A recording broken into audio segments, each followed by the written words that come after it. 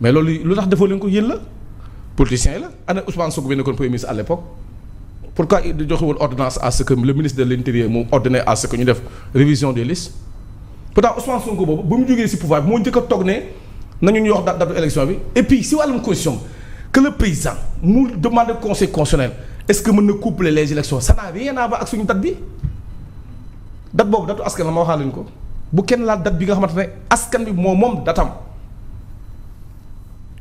conseil constitutionnel li muy àddu le président di xaar si avis conseil constitutionnel ak li nga xam mooy wàllum révision yi loolu yëpp mais pourquoi ñu génnoon si mbedd bi ñun xeexoon nag Macky Sall ne ko date boobu bu ko laal datu askan kese moo koy téewal boppam lan moo tax mënuñu gënoon jox suñu date bi yéen a xam nu leen defee yéen politiciens yi révision des listes électorales li nga xamante ne aussi mooy les primo votants mooy li nga xamante ne mooy ñëpp ñu war a bokk si élections yi mooy consultation des partis politiques loolu yëpp loolu yéen la mais askan wi moom li mu moom kenn du ko laal nul n'a le droit de tripatouiller la constitution mais politiciens yi yow bokkoon nga si ñu doon toog doon xeex ak Macky Sall pour que date bi xanaa du ko laal yow mii bokkoon nga si ñu doon toogoon fi doon jàkkaarloo Macky Sall di xeex si li nga xamante ne mooy date bi bu mu ko bëggee modifier la moo tax tey ngeen bëgg ñëw toogaat bëgg a layam-layami ci date bi di bëgg a layam-layam ak date date boobu nag kenn du ko layam-layam parce que date bi datu askan la askan wi yëpp ñoo man koo booloo téye seen date Bamba mais Bamba président dafa mel ne conseil constitutionnel lay xaar de. Bamba y'a pas waaw léegi même bu koy xaar lan moo tax suñu date bi moom du si wax. mais président mi ngi ci temps bi mi ngi ci délai yi. waaw mais ma ne. mi ngi ci biir délai yi mais Ahmed. waaw Aliou Ahmed moo nekk nii. Aliou. waaw la moo tax président même bu dekk si délai yi la moo tax mënuñu yeewu un bon matin nañu date bii ngeen moom seen date baa ngi nii. non xam nga un président de la république. waaw pour man. muy Macky Sall muy Diomaye. du wax ci ay détails day wax ci lu leer président il est dans les délais mi ngi ci biir délai yi ubbil constitution wala code électoral nga lire président mi ngi ci biir délai yi nga xam ne moo ko permettre. pour mu ordonner léegi lan la léegi day yeewu parce que Ousmane Sonko génn na ne publier booy sunu date comme li nga wax léegi. jàppal date léegi day génn di ci wax président da ngay fulla président il est dans les délais nañ ko xaar ba délai jeex. bu dee ji bu respecté wu ñun askan wi ñu ko wax ak moom comme ni nga ko defee Macky Sall. mais il est dans les délais may leen Ahmed mu wax il est dans les délais. mais Aliou dafa dugg si man mais Aliou dafa dugg si man parce que Aliou yow li nga fi wax yëpp man. Aliou li nga fi wax yëpp man. waaw da nga ne président il est dans les délais. il est dans les délais. cela veut dire que quelqu'un qui est dans les délais connaît bien le délai de rigueur xam na ko. France laay waxee yow de. waxal ma ne quelqu'un qui est dans les délais. connaît bien le délai de rigueur. c'est vrai ou pas. absolument non da ngaa wax ma laa déglu posément dama ne celui qui est dans les délais. waaw il connaît bien les délais de rigueur. oui. kii toog di wax ne moom toujours ba léegi nii weesaguñu date bi xam na kon date bi kañ la. oui. kii nga xamante mën naa toog bay consulter conseil constitutionnel pour li ko laaj est-ce que mën na coupler élection yi xam na toujours date bi kañ la. ma ne date boobu nag si c'est pas mystérieux bu nekkee amul si mystère. pourquoi mënuñu à l'avance parce que ça bu ñu jógee élection wallaahi bi ñu jógee élection. Aliou je sais que dama bëgg def ay analyse politique. mais man dama lay wax askan bi wax si mbedd mi parce que man foofu laa fi toogee.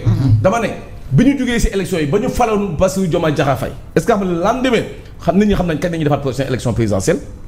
parce que c'est écrit dans la constitution. waaye léegi ma ne date bi nga xamante mooy date bi nga xam ne askan wi ko moom te askan moo téye boppam date bi xam nañ kañ la ñu war a def élection locale. mais léegi Bamba comme que léegi date bi xam nañ exactement kañ lañ koy def je pense que ni kon li ci waroon a nekk mooy yow la question que vous devez poser. xam nga mooy lan mooy lan.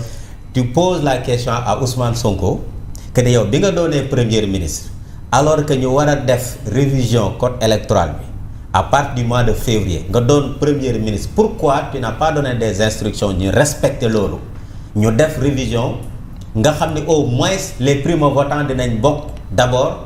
ci liste électorale. qui est le garant de la date. Est-ce que Ousmane Sonko mooy garant date bi. est-ce que Ousmane Sonko mooy garant date bi. non moom moo wax non yow loolu yow yaa waxee Ousmane Sonko yow yaa wax waxee Ousmane Sonko. dama la qui est le garant de la date. dégul dama la wax c'est la constitution qui garantit. qui est le gardien de la constitution. c'est le président de la République. pourquoi nga bëgg nga bëgg si Ousmane Sonko. non déglul maa ngi ñëw. pourquoi nga bëgg si Ousmane Sonko xam nga léegi. yéen vous avez un problème avec Ousmane Sonko ou bien vous avez un problème avec la date. moom moo génn wax des futilités. non loolu moom nga koy wax moom waa Pastef nga koy wax. bon il va falloir. non loolu waa Pastef nga koy wax. il va falloir que ñu recadrer ko wax ko li ngay wax ni c'est des futilités. loolu dafa koy wax moom da ngay wax Ousmane Sonko mais dama ne date boobu man askan bi nga xam ne man damaa bokk si askan bi pourquoi yéen ngeen bëgg a jël seen combat ngeen porte ko si Ousmane Sonko alors moi je te parle de la date donnez-moi la date. et c'est exactement c'est la réponse que je te donne ma ne la. waaw la date Ousmane Sonko d'abord li mu waroon a def mooy mun respecter les premiers. Qui est le gardien de la date? Le gardien de la date, c'est le président de la République. Pourquoi mënoo ma wax au nom du président? À l'heure où nous sommes, le président ne peut pas y parler. Pourquoi? Parce que leer na li leer mooy il est toujours dans les échéances. Quelqu'un qui est dans les échéances connaît bien. Quelqu'un qui est dans ça doit connaître de la déchéance issue. jeex na. waa kañ la. il est dans les délais. délai de rigueur kañ la. délai de rigueur bi en tout cas ce qui est sûr. moi je peux y ajouter. 27. da ngay wax sax da ngay jël sa temps de parole da ngay wax ayca da ngay wax. Demba may ko mu jël temps de parole am moom waxagul si lii. normalement élection locale yi. kon loolu tout le monde le sait xam nañ ko il n'a pas besoin de revenir pour naan 27 juin lañ koy defaat ça sera répétition. janvier 27 janvier. voilà Demba s'il vous plaît may leen Ahmed. datu élection bi c'est la première fois ma toog ci télé. Ahmed 27 janvier la. kon kay ba léegi il est dans les délais. il est dans les délais oui en tout cas dafa mel ne Ousmane Sonko ak opposition fi mu toll nii ñoom ñëpp dañu pare pour teg pression ci président Diomaye pour mu jàpp date bi nag datu sénégalais yi comme ni ko Bamba waxee. Bon, moi je vais faire l'historique tout d'abord parce que les élections passées moo ngi xew 23 janvier 2022. Donc on n'est pas encore arrivé à 5 ans tout d'abord.